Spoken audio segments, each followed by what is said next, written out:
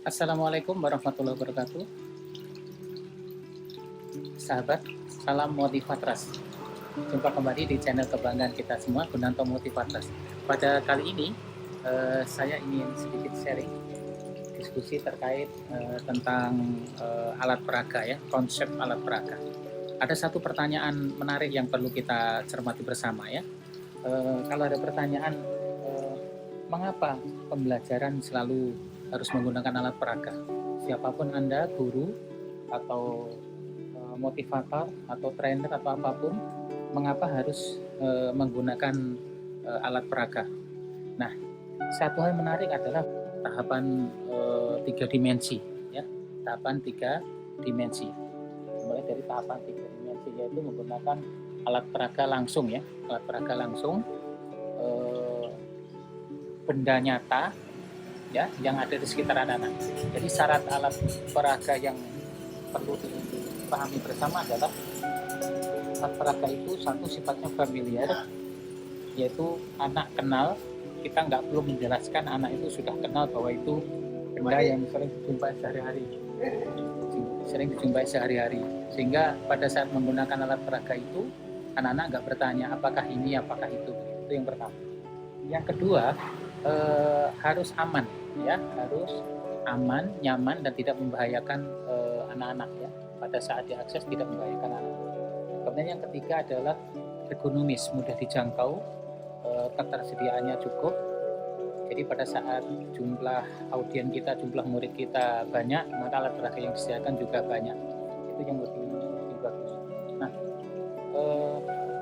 alat peraga itu pada saat ditunjukkan oleh guru di kelas ya, ditunjukkan guru di kelas, kemudian anak-anak melihat begitu ya, melihat langsung di hadapan mereka, tapi anak-anak belum menyentuhnya, maka itu sebenarnya kurang bagus ya, kurang bagus.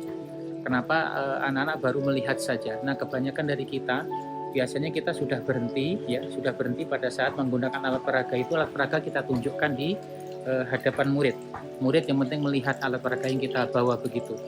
Nah, pada saat seperti ini kita belum selesai. Kenapa?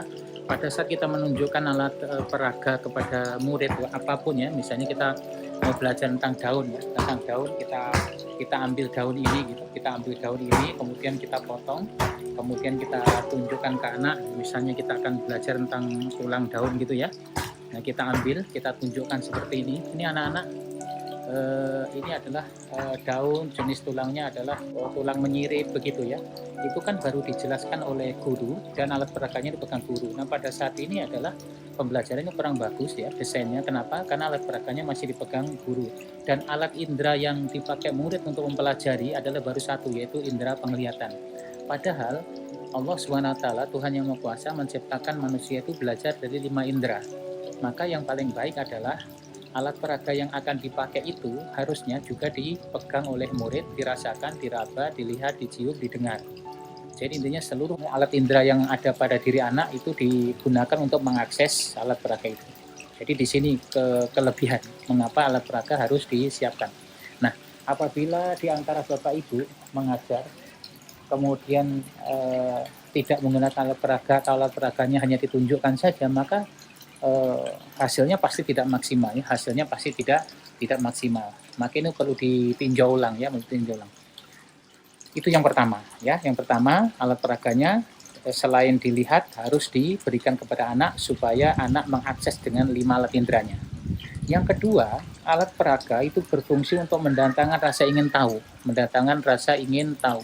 Nah, bagaimana caranya? Apakah hubungan alat peraga itu dengan rasa ingin tahu? Nah, pada saat alat peraga sudah disiapkan oleh guru, kemudian segera berpindah ke tangan anak meraba, merasakan, mencium, membaui, kemudian mendengar jika ada suaranya, dan juga menggunakan indera-indera yang lain jumlahnya 5 lengkap itu, maka otomatis akan terjadi aliran elektron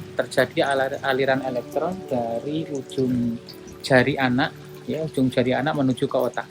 Begitu ia menyentuh alat peraga, maka elektronnya mengalir ke otak, kemudian memunculkan dendrit dendrit membentuk simpul, dan simpul itu disebut dengan neuron. Ya, neuron itulah yang menyebabkan rasa ingin tahu, rasa penasaran anak terhadap benda yang dipegang. Sehingga otak memerintahkan rasa penasarannya itu, misalnya dalam penasarannya ini rasanya gimana, maka diperintahkan tangan itu untuk digerakkan ke mulut. Kemudian suaranya bagaimana, halus atau tidak, otak memerintahkan jarinya untuk menggesek-gesek, menggerakkan, melihat tekstur dari benda yang dipegangnya. Nah, di sini luar biasa apabila Bapak Ibu merasa bahwa mengajarnya selama ini kurang bagus, ya, tidak maksimal hasilnya, kemudian anak-anak merasa jenuh, kemudian kontribusinya kurang, rasa ingin tahunya kecil, kemudian kalau disuruh bertanya itu juga agak susah begitu ya. Jadi mungkin bisa digunakan metode ini ya. Jadi dengan sentuhan anak akan tahu apa yang dipegang, dan rasa ingin tahunya membuat ia semakin penasaran. Kalau anak sudah tumbuh rasa penasarannya, maka anak akan mudah diajak oleh kita untuk mempelajari lebih lanjut. Kemudian sahabat, yang berikutnya adalah tentang alat peraga. Kapan dikeluarkan alat peraga itu selama dalam pembelajaran? Ya, tidak ada ilmu khusus yang mengatakan bahwa alat peraga itu dikeluarkannya itu di awal gitu ya. Alat peraga itu dikeluarkan manakala anak sudah bosan begitu ya, manakala guru-guru ingin melaksanakan kerja kelompok begitu ya. Itu tidak ada aturan semacam itu. Tapi yang jelas alat peraga dikeluarkan mana saja dan kapan saja, mau di awal, mau di tengah, mau di akhir. Selama kita membutuhkan alat peraga, maka alat peraga kita keluarkan dulu.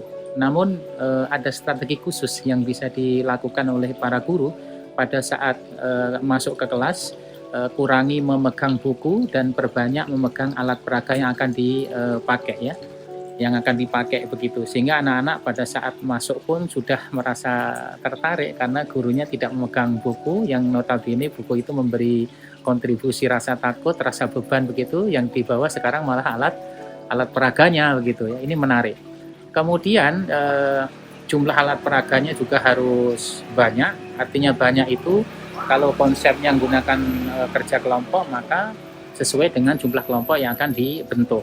Nah, kemudian yang terakhir, anak diharapkan dengan kontribusi mandiri atau kelompoknya, itu anak-anak diminta untuk memberikan pendapat dia tentang apa yang ia ketahui dari alat peraga itu ya, apa yang ketahui dari alat peraga itu. Anak-anak lebih banyak untuk mendeskripsikan. Kemudian selain mendeskripsikan benda itu juga bagaimana menggunakan benda itu, ya, bagaimana menggunakan benda itu. Kemudian bagaimana ia menemukan sebuah konsep dari benda itu, dan juga membuktikan sebuah teori, membuktikan sebuah kesimpulan menggunakan benda itu gitu. Jadi anak-anak itu ditantang, diberikan semacam teka-teki atau sejenisnya lah. Yang penting anak itu diminta untuk mencari atau menemukan hubungan alat peraga dengan materi atau kompetensi yang sedang dipelajari. Jika ini dilakukan oleh guru dalam waktu beberapa bulan, semua guru mata pelajaran melakukannya, maka saya punya keyakinan bahwa anak semakin hari akan semakin tumbuh rasa ingin tahunya, sehingga kontribusinya pada saat pembelajaran semakin tinggi, keberaniannya bertanya, kemudian keberaniannya dalam menanggapi, menyanggah tapi berbasis keilmuan dia itu akan bagus. Jadi anak-anak dilatih berpikir kritis, dilatih memberikan argumen, kemudian berlatih memberikan kritikan-kritikan berdasarkan temuan dia dalam mengakses alat peraga itu. Nah, sahabat, Bapak Ibu Guru, dimanapun Bapak Ibu Guru berada, mulai dari sekarang, mari saya ajak setiap guru pada saat mengajar di kelas, mengajar les, mengajar bimbel, dalam kelompok kecil atau homeschooling atau apa saja, maka jangan lupakan bahwa alat peraga menjadi salah satu indikator penting dalam kesuksesan belajar. Dengan alat peraga, hal-hal yang sifatnya maya, yang sifatnya abstrak itu bisa direalisasikan, sehingga anak akan tumbuh pemahaman yang lebih mendalam tentang kompetensi yang pelajari, dan yang lebih penting lagi, anak mudah untuk diajak berkontribusi selama pembelajaran. Demikian recap sukses saya tentang bagaimana fungsi alat peraga. Semoga membawa manfaat dan semakin hari pendidikan kita semakin baik. Terima kasih, sampai jumpa lagi di video berikutnya. Salam sukses, salam motivator. Assalamualaikum warahmatullahi wabarakatuh.